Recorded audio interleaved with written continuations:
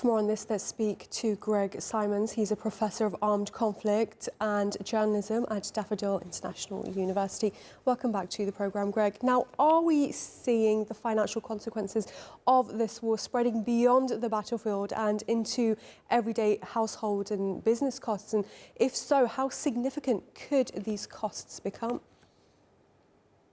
Okay, well, if we look at conflicts, there is always an economic cost to warfare, because economic warfare, if we put it in these terms, has potential political leverage.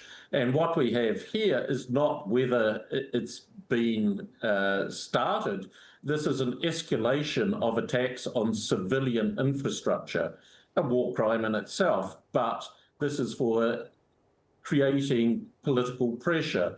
Now, this is increasing, obviously, and the intention is to create an economic situation which creates political demand for some kind of resolution to the conflict. And Ukraine is using this as an act of desperation. Now, Russia, I mean, it creates a problem for the government, and it creates a problem for businesses and people. Who is to pay for this damage? Is it private enterprise, or is it people, or is it the government assist? So this is something that needs to be taken into account.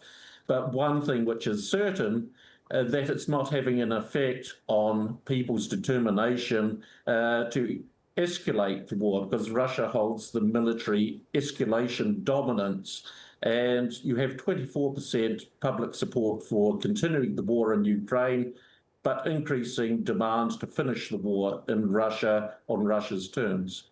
And of course, to price the risk, insurers have to assess a threat that's geographically unpredictable.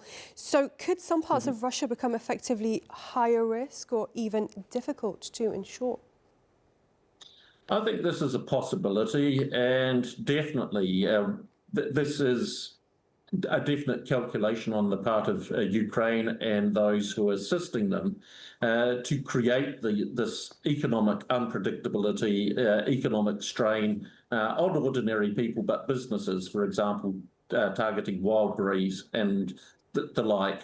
But it also has an added problem for the West, because Ukraine has also, in addition to targeting these purely civilian infrastructure, been targeting refineries and so forth, which is seeming to lead Russia to restrict its exports of these oil products, which is going to exacerbate the problem on the world market when the Strait of Hormuz is unsettled. So is this becoming a new structural cost for the Russian economy? It is a cost that has been there, but it is a cost that is increasing. And this definitely seems to be a deliberate and conscious strategy. Politically, I don't think it's going to be effective. Economically, at least in the short term, it is going to create some uncertainty, risk, and pain.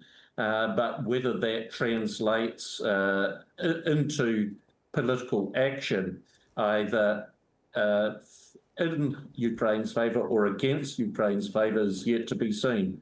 And is this having any impact on Russia's war spending?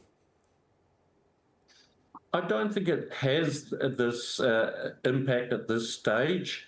The main costs at this stage political, and this is resulting in an increasingly hardline approach to the Ukraine war, because you've seen Odessa, which has been more or less ringed off by Russian forces at the moment, and this increase in attacks on Ukrainian infrastructure. So I think this is the main cost at this stage. There's, as I said, there's a military escalation dominance that Russia holds is going to be increasingly used as a means to counterbalance this, these attacks by Ukraine on civilians.